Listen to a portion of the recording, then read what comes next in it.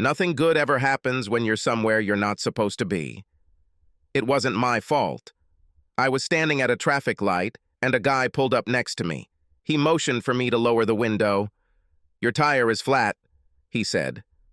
I thanked him and pulled into the store parking lot on the right. I went out and looked.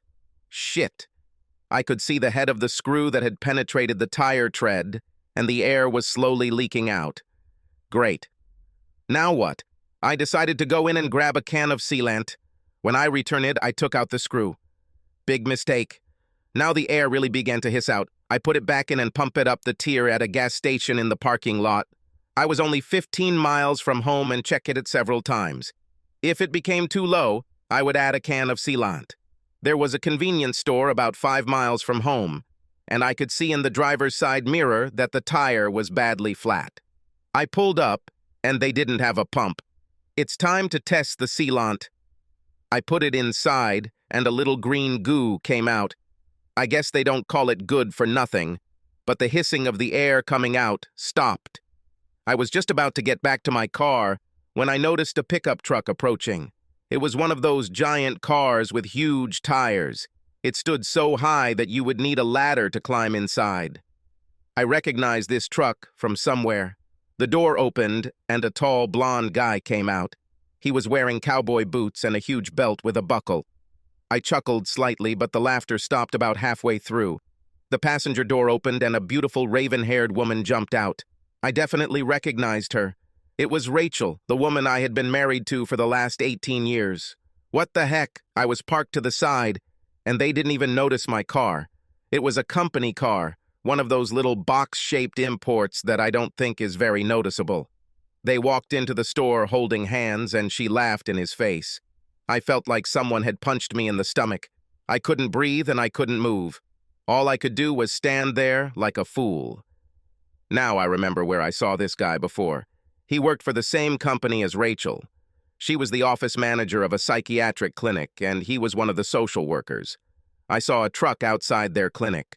The question was, what did Rachel do with him? I couldn't remember his name.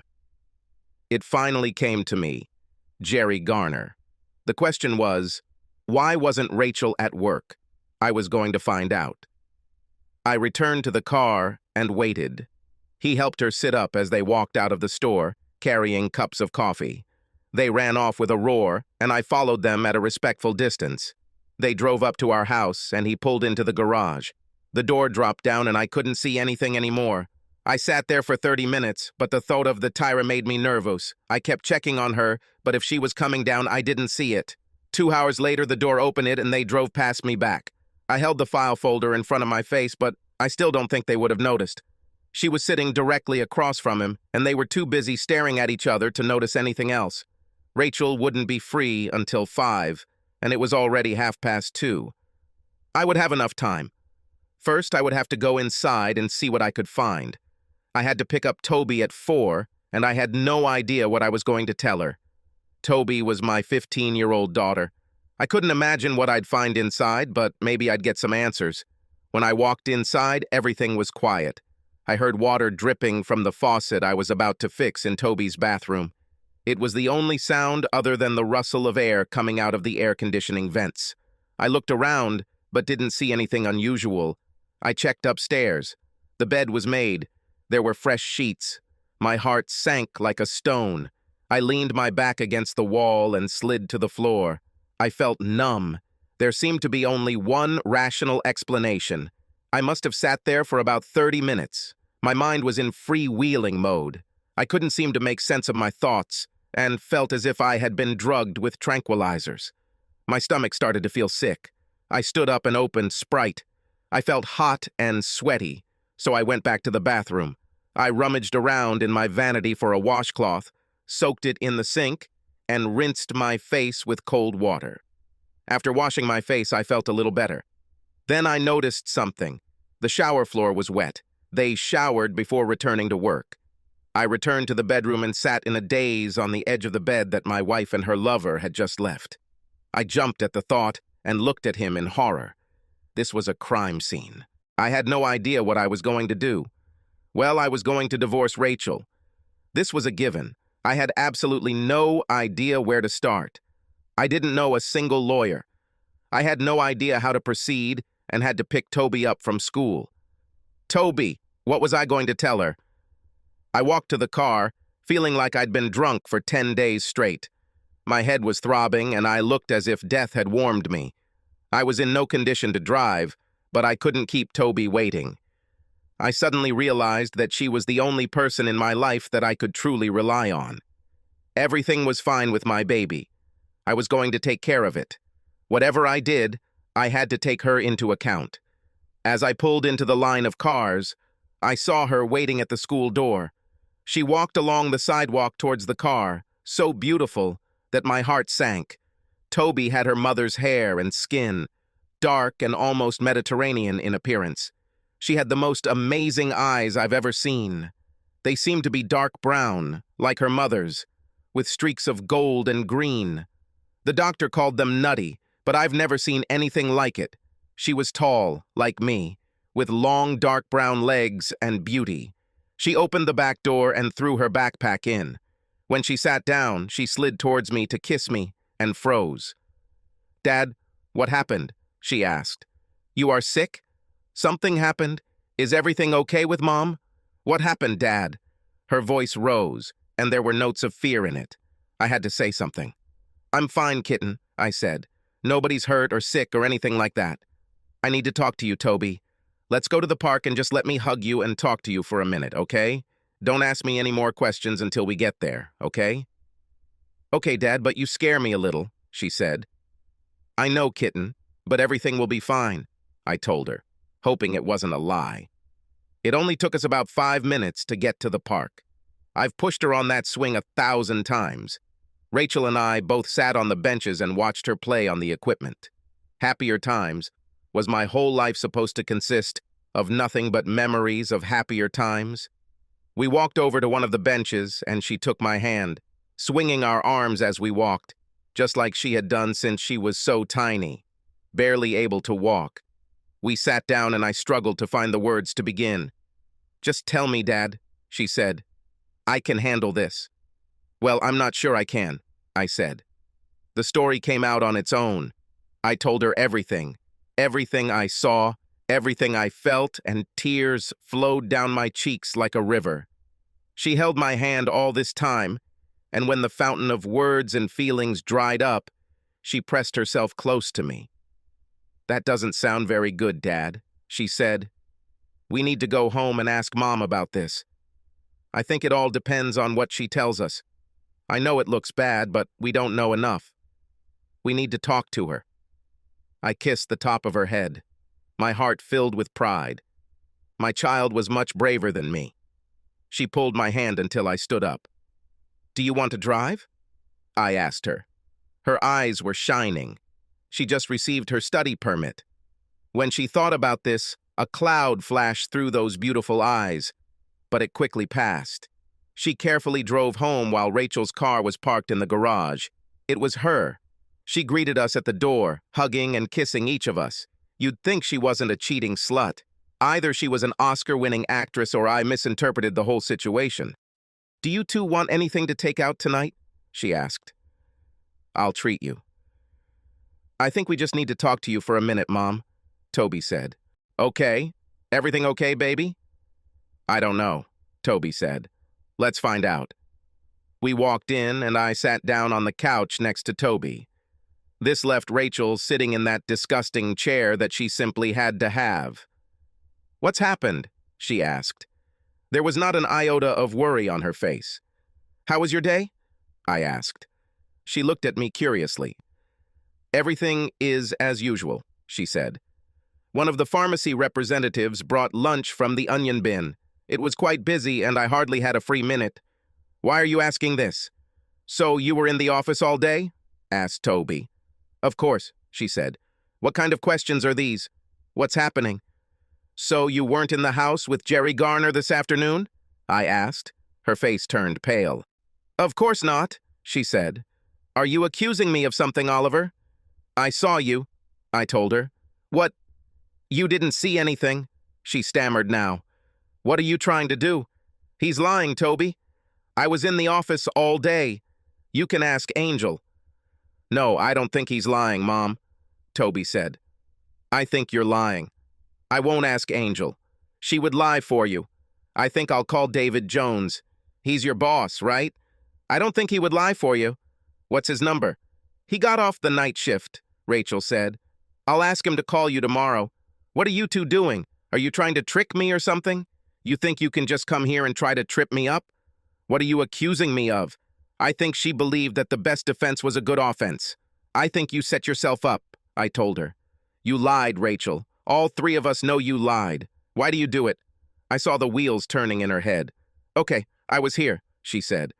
That's the reason I didn't want to tell you. I knew that you would give me a third-degree interrogation and try to accuse me of something. Nobody accused you of anything, Toby said.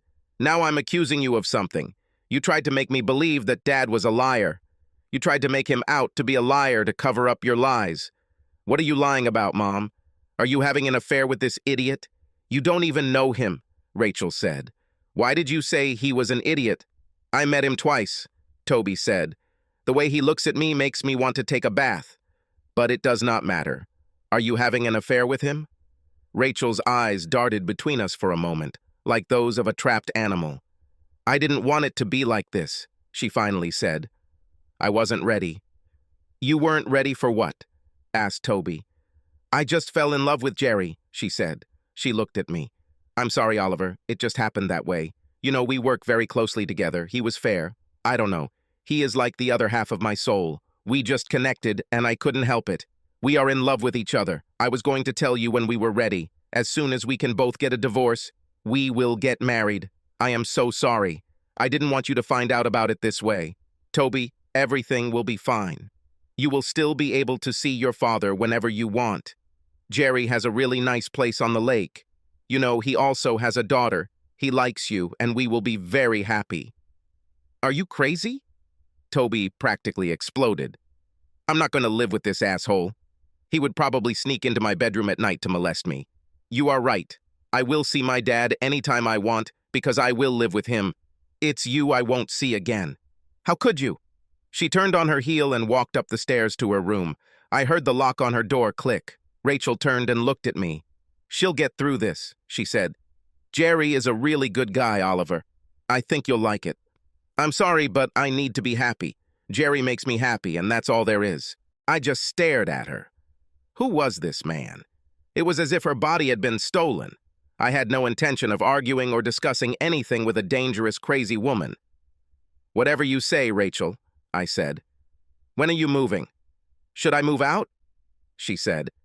But I'm not going to. I have nowhere to go. Jerry is married and we can't do anything until we tell his wife. We'll all have to get divorced and see how things go with the settlement before we know what we need to do. No, you're moving out, I told her. I give you 3 days. Her jaw dropped. What the hell are you talking about? You can't kick me out of my own home. If anything, you should be the one moving out. You're forgetting something, I said. This is my home. It belonged to me before I met you. It was paid for and I clearly owned it before we got married. The house is not a family property. It is mine. My name is on the document, but yours is not. No, you're moving out of my house. Where? She asked. Are you just going to throw me out on the street? I really don't care where, I said. Perhaps you could get a room at the Cheating Slut Motel? Maybe one of those places that rents by the hour, you know. This is where you fallen women do the dirty work, right? Her eyes filled with tears. It really hurts, Oliver, she said. There is no need to call names. I didn't try to fall in love with Jerry. It just happened. We just hit it off, and I knew I needed to be with him. I didn't try to hurt you. Oh, you just accidentally hurt me, I said. Kind of like falling when you run with a stick in your hand and googie out your eye. Mom always warned me about this. Now I see how it happens. Well, then everything is fine. It was an accident. And there's no need to be so sarcastic about this either, she said. Why can't you just accept the fact that we love each other, Oliver? Gee. I don't know, Rachel, I said. Maybe it has something to do with the fact that when I left this morning, you told me you loved me. Now you tell me that you love him. I guess I'm just a little confused. I really love you, Oliver, she said. I will always love you. I'm just in love with Jerry. Oh, well, then that explains it all, I said. You told me every day for the last 18 years that you were in love with me, Rachel. I thought that's why we got married. We were in love with each other. I must have been delirious. Oh no, we were in love. She tried to take my hand. I shook her hand off. You have 3 days, Rachel. If you're not out in 3 days, I'll have the sheriff turn you out and throw your shit in the driveway. Please, Oliver. She was scared now. It doesn't have to be like that. We can still be friends. Jerry wants to be your friend too. We need to think about Toby. I told you that I love you and don't want to lose you as a friend. We've been together too long for you to just throw this away. I just looked at her for a minute. I felt all this sadness, all this loss, just melt away, to be replaced by a wave of white-hot anger. You must be completely crazy, Rachel, I said. Friends? With you? With this idiot? I kind of think not. You need to tell that piece of shit that if he sees me, it won't be for long, just before he runs away as fast as he can. As far as you are concerned, you are the enemy, Rachel. I'm going to burn your house down. You have 3 days, and then I never want to see your scruffy ass again. I'll talk to a lawyer in the morning and you can get your divorce as quickly as possible. I turned and went into the bedroom, leaving her standing there and making some noises. That's all they were to me. She followed me around, continuing her nonsense about friends the entire time I was moving her things into the spare bedroom. She had more clothes in her closet than I could carry, so I just threw them on her, carried the armful into the spare bedroom, and hung them in the closet. She followed me. She stood there for a while, yapping and watching me. But when she went to hang up her clothes, I took advantage of the situation to leave and lock the bedroom door. I heard her walk down the corridor, but she pulled the handle and then left. Toby texted me a few minutes later. Are you okay, Dad? Yes, kitten. And you? I wrote a response message. No, but I will, she said. Okay, I love you, I sent. Write to me if you need anything. Will you take me to school in the morning? She said. I don't want to be in the car with her. Fine. I climbed into bed and lay there for several hours, trying to figure out what I needed to do. I must have dozed off around 3, and then the alarm on my phone went off. I got up, took a shower, and called my boss. I told him I was getting a divorce and needed a few days off. He told me to take as much as I needed and made all the right noises about how sorry he was. I went and made coffee. I had a cup or two and prepared breakfast for Toby and me. She came down right on time, looking as beautiful as ever, and greedily devoured her breakfast. After a while, Rachel came in and grabbed a cup of coffee. She tried to talk to us, but we ignored her. It was time to take Toby to school, and Rachel asked her if she was ready. Toby just looked at her, turned to me, and asked, Are you ready, Dad? I jingled my keys, and she grabbed her backpack. Okay, you can act like 2-year-olds if it makes you feel good, Rachel said. She stalked away, picked up her purse, gave us another glare, and left. I drove Toby to school, and she kissed me on her way out. I sat and watched her leave. I was thinking about my friend Dan. He had just gone through a divorce, and I decided to call him and find out what lawyer he had used. He did not recommend his lawyer. He told me that I should use his wife's lawyer. He told me the name, and I looked up the phone number. When I called, a woman answered the phone and put me on hold after I told her what I wanted. She agreed to meet me that afternoon, and I took all the usual steps. We had investments, and there was little I could do about it. I could be confident that her credit card bills wouldn't increase, so I called and lowered our card limits to $500. That wouldn't be my style either, but I'll be damned if I'm going to fund her little venture. My meeting with Elizabeth Baxter did not start out very well. She made some assumptions, and it was necessary to disabuse her of them before we could get to work. She suggested that I was leaving Rachel for a younger girl. You need to think again, I told her. She is having an affair with her colleague. He is married, and they both plan to get divorced and marry each other. I apologize, she said. I will not represent anyone who takes such actions as you speak of. I couldn't look at myself in the mirror. I understand, I said. We have a daughter. I want to minimize the consequences. Do you think it's possible for me to get custody of her? It's possible, she said. The theory is that either parent is just as likely as the other to receive custody. In practice, fathers rarely receive custody, especially of female children. How old is she, and will she want to stay with you? She said yes, and she's 15, I said. This will be of great importance for the court's decision, she said. In this state, children over 14 years of age can choose, and the wishes of young children are always taken into account. If she were very young, you wouldn't even be able to stand prayer. Having a primary residence and the fact that the 15-year-old wants to stay with you should be a major part of the custody agreement. This shouldn't be a problem. Just do the best you can, I said. I was driving home and wondering what I should do now. I was going to do something, but it had to be legal. Going to jail would cost me Toby, and I wasn't going to risk that. What opportunities were open? You need to be careful when burning houses to make sure your own doesn't catch fire. This took some thought and planning. I suspected that his wife was as ignorant as I was, so the first step would be to tell her about it. I needed to make a list. I was, of course, going to tell her family. Rachel's mom and dad loved me, and they, of course, loved Toby, so telling them was the first thing, but I wasn't sure how to approach it. Making sure all our friends are kept up to date was also on the agenda, and I thought I could make enough noise on social media to keep their lives interesting. This was the first item on my agenda. She had our family's Facebook account. I played with it a little, used the messenger a little, and got my bearings. I looked online and found out that dear old Jerry's wife did the same thing. I screenshotted a few photos and posted a message on Rachel's page saying we were getting a divorce, that she found her soulmate in Jerry by posting his photo. I changed my password and logged it out. It was nice. I wondered how long it would be before her friends and family started blowing up her phone and Facebook page. I was hoping that the asshole's wife would get the hint. I didn't know her and felt a little guilty about the shitstorm that would hit her. But if she was like me, she would rather know than be ignorant. I called my mom. This conversation went about as poorly as I thought it would. But despite the initial disbelief, she simply told me that she would tell Dad, and that if I needed anything, they would always be there. I decided that I would let Rachel tell her parents. We were close, and I didn't want to be the cause of any estrangement. Either way, I had no idea what I was going to tell them. Somehow, your daughter is a cheating fallen woman didn't seem like the ideal message.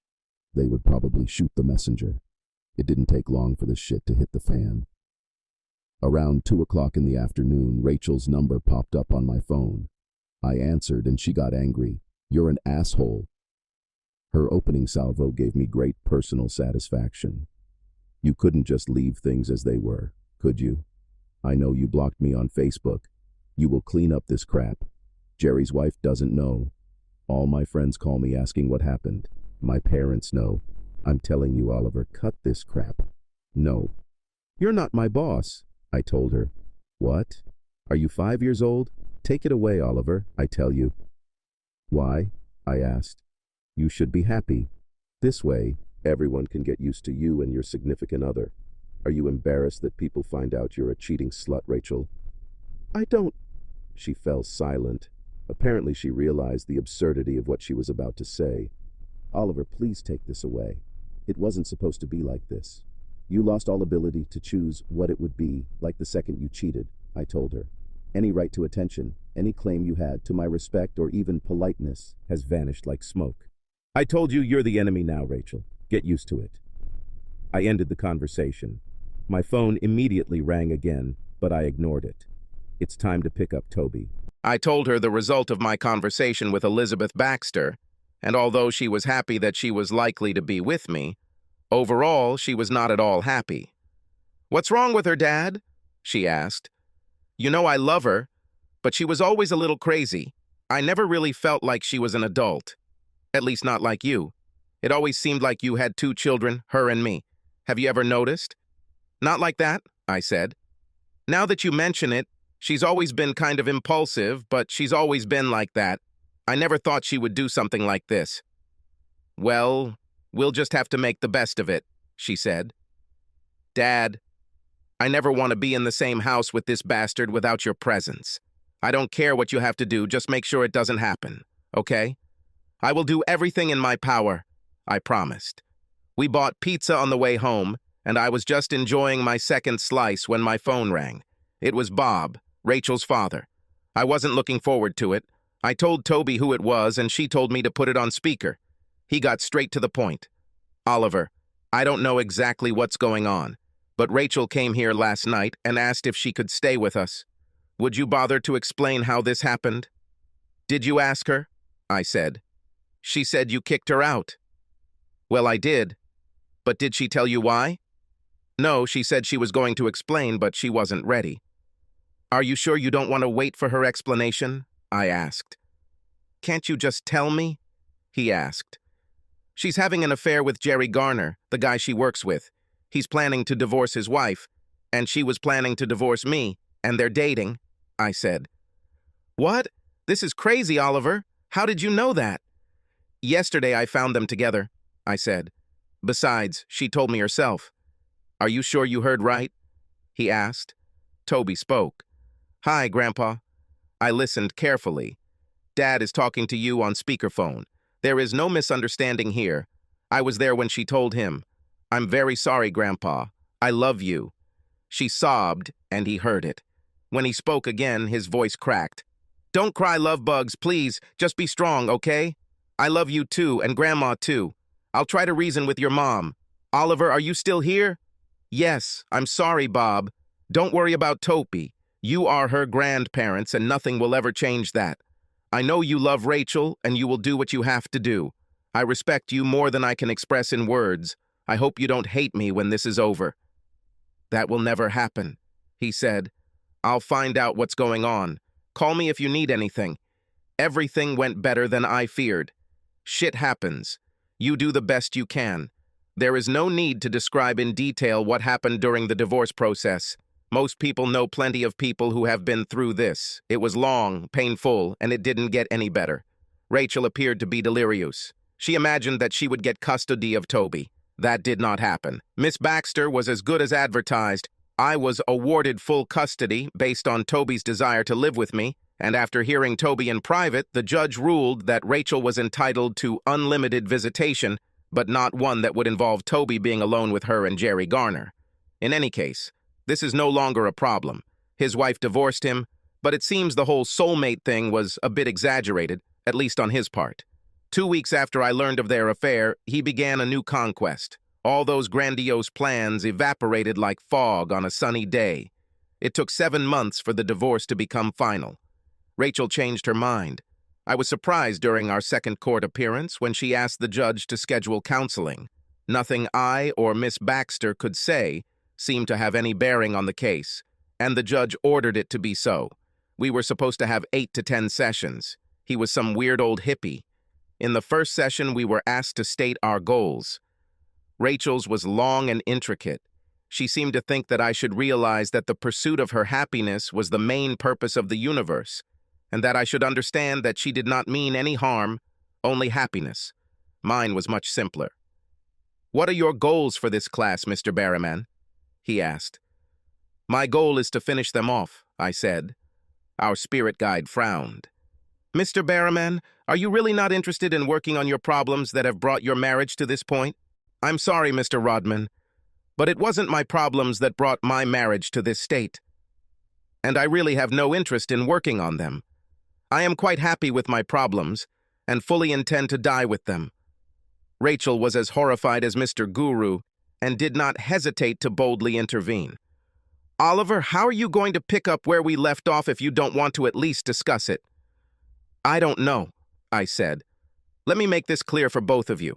I don't care at all about going back to what we were or working on problems. I'm here by court order.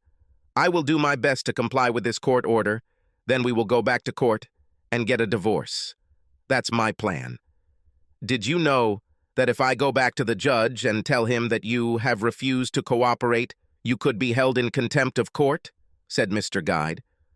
I don't know about that, I said. You mean, if you go back to the judge and lie, these sessions are recorded, I'm sure my lawyer would be happy to subpoena the records and expose your perjury. I'm here.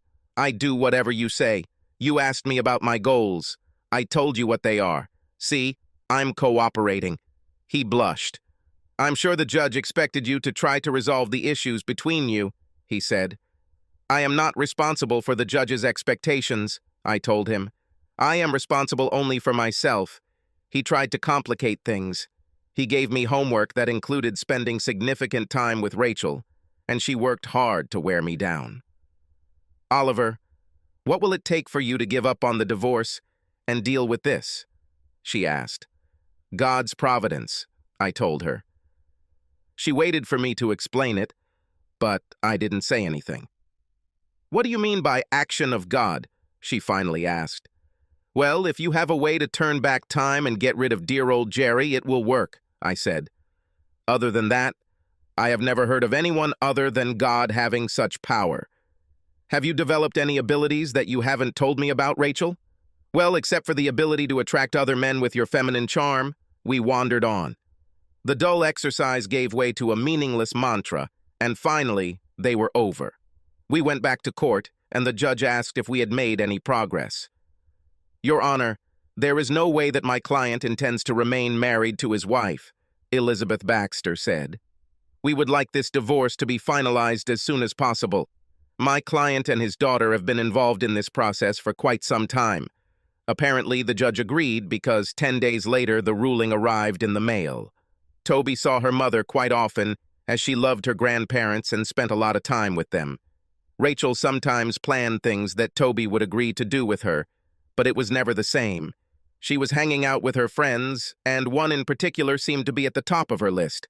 She was a tiny blonde named Sabrina. It seemed like she practically lived with us. She was as cute as a month-old kitten and sweet as honey. I was happy to have them, and they started including me in some of their events. One of the things they loved was water skiing. We had a boat, and when the summer holidays began, we spent most Saturdays on one of the nearby lakes. On Monday, they asked me if we could go to the lake for the weekend, take our van, and stay there until Sunday evening. Since my social calendar wasn't exactly full, I thought this was a great plan. Toby and Sabrina spent a week planning, and on Thursday, we packed everything they wanted. On Friday afternoon, a new red Jeep Cherokee pulled up in our driveway and Sabrina jumped out. An almost identical woman jumped out from the driver's side, and Toby walked over and threw herself into this unknown woman's arms. She and Sabrina brought the stranger to me. She was clearly nervous. "Dad," Toby said, "this is Julie. She's Sabs' mom, and I know you haven't met her yet." Julia extended her hand. "Hello, Oliver. The girls told me so much about you. Thank you so much for inviting me to come with you this weekend. To tell you the truth, I was a little jealous that they spent so much time with you and not with me." She smiled mischievously at me, and I immediately understood why her daughter was such an adorable little minx. I looked at Toby, and she gave me a glare. My knees were shaking, and I knew when to give in. The shaking intensified as I looked at Subs, and she raised one eyebrow at me. "This will be amazing," I told Julie, speechless. "We always have a great time." She wasn't stupid. She looked from me to the girls, then back to me. "Oh my God," she said. "You didn't know, did you?" "Girls." She didn't have time to say another word. She was buried under an avalanche of hugs, kisses, and pleas. "Please, Mom, don't worry about it. We'll have so much fun," Sabrina said. "It's okay, Julie. Daddy will love you as much as I do, and he's a great guy," Toby said. "Look how he just holds on." She pulled herself free and looked at them. "You two go sit on the porch and I'll go talk to Oliver," she said. They showed some reluctance, and she said, "Now!" They took her words seriously and hurried away. "I'm so sorry, Oliver." "I had no idea," she said. "I'm going to take the sub and leave. She will be punished for a month." God, this is so awkward. She looked so small and embarrassed that I stepped forward and hugged her. She tensed at first, but then relaxed. "Yes, it's embarrassing," I said. "They are very naughty, but you and I both know that there is nothing wrong with them. Let me guess. You're single?" She looked up at me and laughed. God, she was cute. "No, that's not true. Do you think that's what it's all about?" "I'm almost sure," I said. That's the problem. You've packed your things, you've cleared your weekend. The lake is going to be great. I'm not a bad guy, as you know from talking to Toby. Let's play along. It will be fun. We could tweak them a little. What do you say? She stepped back, looked at the expectant faces of the girls, and said, "Yes, let's go." I gave them a thumbs up and they jumped to their feet, running over to join us. I heard Toby running enthusiastically. Yit! I stopped them and took one under each armpit. "Girls, that wasn't very nice," I said. Sabs looked up at me and giggled in her best Skeletor voice. I'm not good. It made us all laugh and I couldn't continue. They were just too sweet and too innocent. "We know what you're trying to do," I told them. "Stop it, I'm serious. You can't just beat around the bush trying to make other people's lives better." "Yes, but I love Jules, and I didn't know how to introduce you to her," Toby protested. "Well, you could have just told me," I said. She looked a little sad. "It's okay, kitten. Just don't do it again," I said. She immediately perked up. Sabs pulled my hand. "Let's go. I cannot wait. It'll be great, Oliver. You'll see." Julia laughed. "I think that should be the extent of what's truly cool, Oliver." She's right, though. We are losing daylight. We took 2 bags out of her Jeep and climbed inside. We tied up the boat and, after stopping for propane, hit the road. It was a half-hour drive to the lake, and Julie sat in the front next to me. The girls started playing some terrible music through their Bluetooth connections, and we got to know each other. It turned out that Julie had her own insurance company and was also a financial planner. I noticed her when I looked at her while talking. God, she was cute. I thought Subs would look exactly like she did when she was Julie's age. She looked quite a bit younger than me, and it turned out that she was 3 years younger. She was probably a little over 5 feet tall, had light brown hair down to her lower back, and a nice tan. She had huge brown eyes, high cheekbones, and a perfect little heart-shaped face, including a dowager's hump on her wide forehead. She was wearing jeans and a button-down top, but she was slim and lithe. I didn't want to make fun of her, so I didn't really pay attention to her until we got to the lake. We had permission to park the boat, then the van.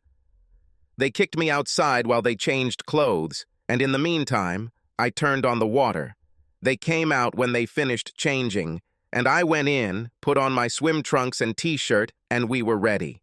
We grabbed a cooler full of drinks and hit the road. We ran a couple of miles down the lake, and they were ready to ski. Their long t-shirts were off, and the girls were their usual awkward self. Julia was someone else. There was nothing awkward about her. I said she was slim, but she was tiny. She was a real woman.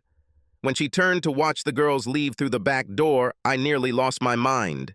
Her bikini hugged her stunning ass. It was small, round, hard, and protruded forward like a shelf. She turned and caught my gaze. She just smiled and winked at me. She had tiny breasts, but anything else on her would look weird. They didn't look tiny on her, they were just perfect. Everything about her was perfection in miniature. "Like?" she asked. Her smile eased the pain. Her teeth were also perfect. I laughed. "For now, you know what you look like, Julie. I am a man." She came and sat down so that she could talk to me, and at the same time look after the girls. We spent 3 hours skiing, and Julie was very good. She steered the boat while it was my turn, and she was good at that too. I wasn't as good as her or the girls. Physics was simply against me, but I stood my ground. We returned to the park, and they put on their robes. The van had a great stove, but the girls wanted to cook outside. We took out a camp stove, and I lit a fire in the barbecue on the site. I fried the sausages while they cut and fried potatoes and onions and opened cans of pork and beans. We cooked and packed a few things at home, but it was our first night, and camp food is always delicious. We sat down at a picnic table provided by the club, and soon it felt like we had known each other all our lives. Julia became Jules, that's what the girls called her, and she liked it, and she called me Ollie. The girls mentioned several times that Jules wasn't married, and I finally asked her why. I mean, God, you're gorgeous, funny, smart, you own your own business. Why hasn't some man picked you up yet? She was silent for a moment. Well, the main reason is Sabrina, she finally said. I was young and stupid, Ollie. I was in my last year of college and thought I had the love of my life. I found out I was pregnant a week before graduation. I wasn't too unhappy. We talked about getting married as soon as we finished school. I guess this plan didn't work since you're talking about it in the past tense, I said. No, that didn't happen. 3 days after I told Brad, I found out that he had been cheating on me for a month. I left him and never looked back. When Subs was born, I didn't have time for a social life for a while, and then I threw myself into building my business. By the time I could catch my breath and even think about dating, I realized that I had this precious gift from God in my life, and I couldn't do anything without thinking about her. I understand, I said. I feel the same way about Toby. As long as I have it, it comes first for me. I can't tell you how important she is to me. She is all that has kept me sane for the last 18 months. She put her tiny hand on my shoulder. I know, she said. She tells Sabs and me everything. I'm so sorry, Ollie. Yes, sometimes life is a real bitch. We both kind of sighed. We looked up and saw 2 pairs of approving and loving eyes looking at us. They spoke in whispers, sitting on folding chairs in the shade of the awning. I love your daughter, I told her. It seems that she is almost mine, all the time she spends with us. She loves you too, she said. She told me the other day that you're like the father she never had. When I looked at her, those huge brown eyes filled with moisture, and a tear rolled down her small dark cheek. I brushed it off with the back of my finger. She's a wonderful girl, I said. I think her mother is a very special woman for raising such a girl. She is also very brave for doing this alone. She smiled with her tear-filled eyes, stood up, kissed me on the cheek, and went to join the girls. We had a great weekend, and as she was getting ready to leave our house, I walked up and knocked on her window. Jules, would you think about going out with me next Friday? I asked. Subs squealed with delight, and Jules smiled her dazzling smile. At what time? 6? I asked. We'll have dinner and then do something else, okay? Oh, can Toby stay with Subs while we're gone? It sounds tempting, and, of course, yes. She kissed me on the cheek and they left. Toby was waiting for me at the entrance. Well, she asked. Did you ask her out on a date? Did you kiss her? I hugged her and spanked her ass. Yes, I did it, and it's none of your business. She squealed, the same sound Sabs made. I knew it. She's perfect for you, Dad. I love her so much, and Subs is like a sister to me. I shrugged. What happens, happens, Toby. You can't force it. Stop playing matchmaker. She buried her face in my chest. I know, Dad, but you were never going to do anything other than just love me unless I did something. It's not that I don't like being the only woman in your life. I laughed. Well, you will always have a place in my heart that no one else can touch. You are my baby, and that will never change. She purred and cuddled up to me for a minute, and then went off to do her own thing. Our first date went well. I took her to play racquetball. She was new to the sport, but she played tennis, and the mechanics of the shots were much the same. Once she got used to the rules and started bouncing off the walls, she did well.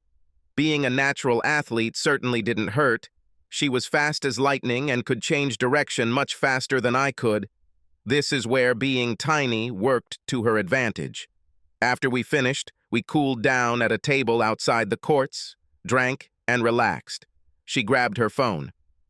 Let's take a photo for the kids, she said. We posed with our rackets and goggles, and she took a photo. They responded immediately, and we have a good memory. We both took a shower, and I took her out to eat. It was very tasty Italian style, and we stuffed ourselves.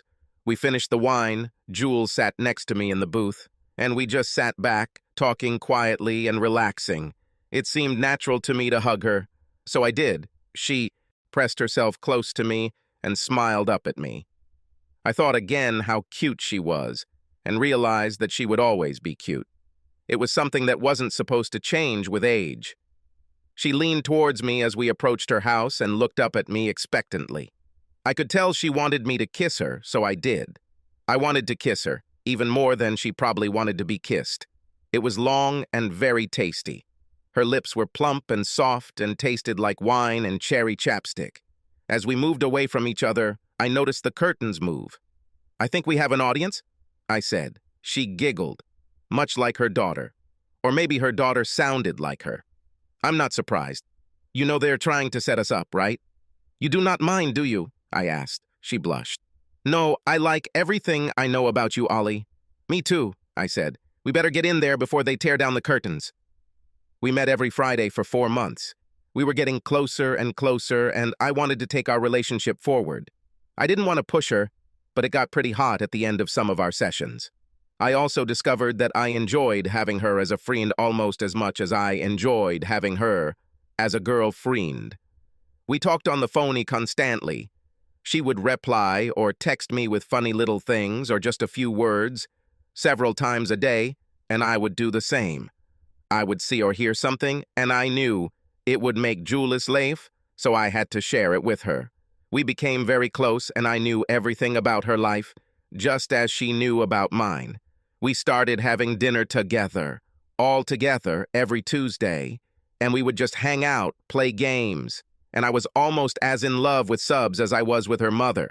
They were very similar, and if you knew one, you knew the other almost as well. There were subtle and significant differences, but they were both absolutely charming, and the differences only emphasized the similarities. Life was wonderful, and the only thing that marred it was Rachel's constant presence. She was still a part of Toby's life, and therefore, willy-nilly, mine. I wanted nothing to do with her, and her appearance irritated me. She always tried to talk to me every time she came to pick up Toby or I took her to her grandparents. She still lived with them. She lost her job with Jerry at the clinic and worked at another private one on the other side of town. If she annoyed me too much, I would ask her if she had heard from him. This quickly stopped her attempts. "How long will it take you to forgive me?" she asked on one of these occasions. "Forgive you? For what?" I asked. "As far as I know, you don't believe you did anything wrong." Not once did I hear, "I'm sorry, Oliver. I was wrong. I'm sorry that I tried to make Toby believe you were a liar. I'm sorry that I tried to take her away from you, tried to rape you in the divorce." And what's worse is that I never once heard, "I'm sorry I cheated and had sex with that creep behind your back." I didn't hear it then either. She could not take any responsibility for her actions. I really didn't know what forgiving her would entail. I was reconciled and at peace. I didn't forget, but I'm sure I didn't mean to spend a minute grieving over it. People have the right to do stupid things. They have the right to divorce you, leave you, end their friendship with you, and you just accept it and move on. People do shitty things every day. In the heat of the moment, I wanted to punish both traitors, but I quickly went beyond that. Their punishment was that they were who they were. They had to live in harmony with themselves. I fully intended to live with myself, and that meant leaving the lies and cheating behind and living my best life. Rachel was an unhappy woman, and I really wanted everything in the world for old Jerry, but I couldn't do it. Let God or the universe punish them. I quit this game. She became even more unhappy when she found out I was dating Jules. I took Toby to her grandparents for the night, and she came out to the car and stopped me. "I heard you're dating the mother of one of Toby's friends," she said. I just looked at her. "This is true?" she asked. "It's my business," I said. "Damn it, it's not like that," she snapped. "I'm your wife, and I have the right to know." "Your license is crap," I told her. "You are not my wife. You found your soulmate. And it wasn't me, remember? And then something happened that is called divorce. My business is no longer yours, and yours is not mine. Fuck off, Rachel. Don't poke your nose into my affairs anymore." When I left, steam came off me. Damn, this bitch just wouldn't leave it alone. I told Toby what happened. She was just as furious as I was. Before that, I took Toby to her grandparents, and Rachel brought her to our house. Now it's over, Bob, or Cindy's grandparents would come to our house and pick her up from then on. This has eliminated a major source of stress in my life. On the 7-month anniversary of our trip to the lake, I took Jules out with me. We went to a nice restaurant and a club. She drank little, only beer from time to time or one sip. She had 2 children that night. I raised an eyebrow when she ordered a second one. She laughed. "Yes, I'm wild and crazy today, huh?" "You are perfect as always," I said. "Do you really think so, Ollie?"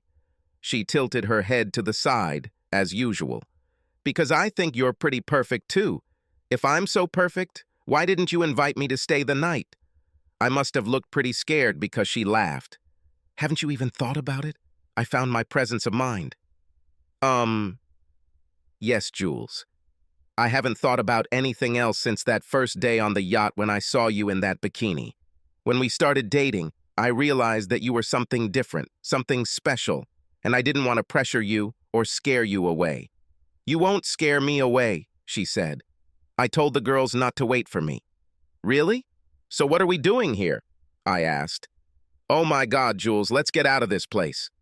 Do you want to spend the night with me?" She blushed, took my hand, and allowed me to pull her to her feet. "More than anything else, right now." She practically melted into me as we walked out and leaned over to rest her head on my shoulder and held my hand the whole way home. I let her out when we pulled into the garage, and she cuddled with me all the way to the bedroom. I turned her around at the foot of the bed and kissed her. It was one of the most incredible kisses I've ever had, and it just went on and on. When we stopped to catch our breath, she looked up at me, and I drowned in the warm brown pools of her eyes. She put her arms around my neck and looked into my eyes. "Make love to me, Oliver," she said. "I'm a little afraid." "It's not worth it," I told her. "I love you, Julie Barnes. You know that, right?" "I thought so," she muttered. "But I needed to hear it." "I love you too, Oliver." I pulled her towards me and unzipped her little blue dress.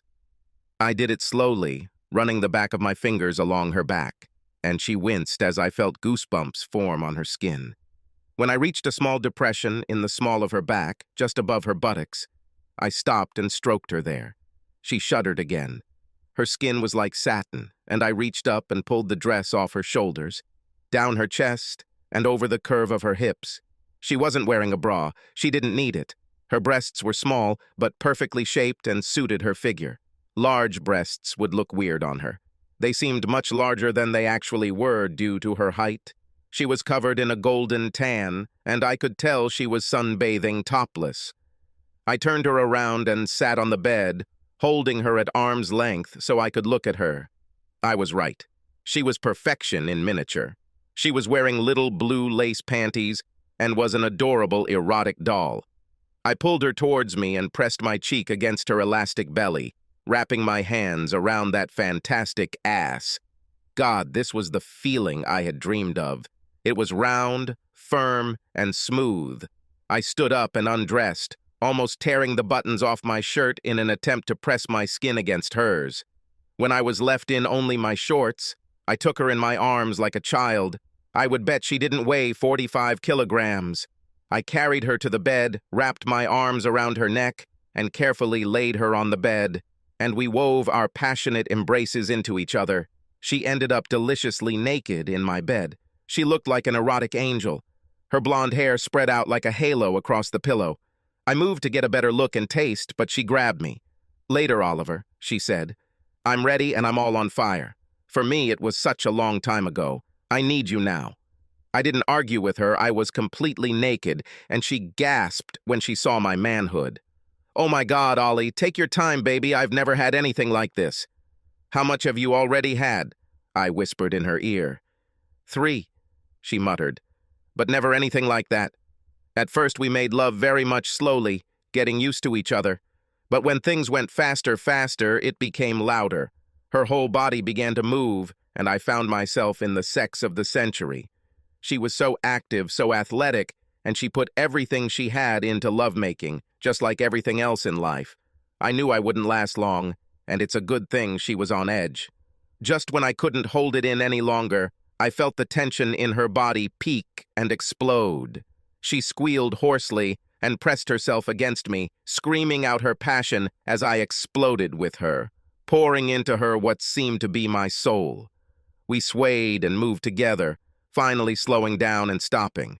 I leaned over her, supporting, some of the weight of my upper body on my elbows, and we kissed for what seemed like hours, mumbling about our love. I've never been soft, and when I caught my breath, we began the dance of passion again. We fell asleep in each other's arms, and twice that night we made love again, once on my initiative and once on hers. The next morning I woke up lying on my back with an angel half prostrate above me. Her hair covered us, and her cheek rested in the hollow of my shoulder. I just watched her sleep, lazily playing with her hair until she opened her eyes. She pressed herself against me and moaned, "My place is here, Ollie." "I know," I said. "Would you like to wake up here every morning?" She opened her eyes and looked at me. "You mean, like, living together?" "No, honey." "Well, yes. But I mean, will you marry me, Julie Barnes?"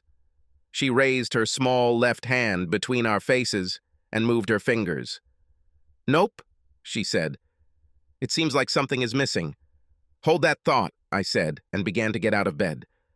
"I can hold this thought," she said, "but I can't hold anything else. I need to go to the toilet so bad." I laughed and slapped her ass, making her squeal. "Go, then we'll meet here." She ran away. A little naked fairy, I went down to my office, stopping to use the facilities myself. I took what I came for from my safe, and when I returned, she was curled up under the blanket. I climbed inside and took hold of that left hand again. I looked into her eyes and saw only love there. "Julie, will you marry me?" I put the ring on her finger. It was too big, and we would have to resize it, but this will do for now. She picked it up and looked at it. "This is wonderful," she said. "It looks old. Where did you take it? When did you receive this?" "Remember I told you that I was going to the auction?" I said. "It was about a month ago." "Yes, I remember. They were auctioning off the estate, right?" "Yeah. What I didn't tell you is that I saw this ring in a catalog and went out with the intention of buying it and asking you to marry me. It was made in England around 1810 for the Duchess of Avon. It has a long history. Do you like it?" "I like it," she said. "This is the most beautiful ring I have ever seen." "Are you going to answer my question?" I asked. "What?" "Oh, yes, Oliver. Yes, I will marry you. Oh my God, yes." I laughed and squeezed my bride in my arms. "We need to notify the girls," she said.